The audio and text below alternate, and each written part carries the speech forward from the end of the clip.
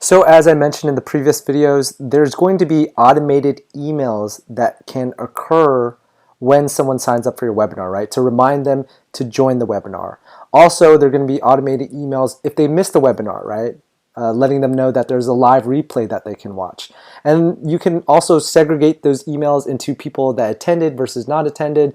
You know, there's certain ways to set it up. For the sake of time, I'm not going to walk you through it in this Udemy course just because I don't want to go over my 2-hour limit.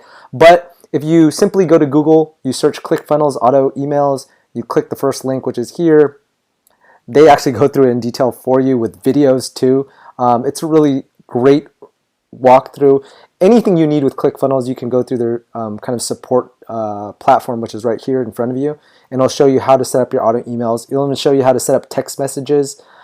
These emails and text messages do cost a certain amount of money, but it's definitely well worth it. It increases the likelihood of someone joining your webinar, which is really important.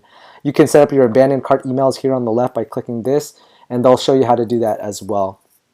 And you could do thank you emails, so on and so forth. Just kind of walk through, kind of just explore this support page, and I'll show you how to set up your auto emails. All right, guys, see you on the next video.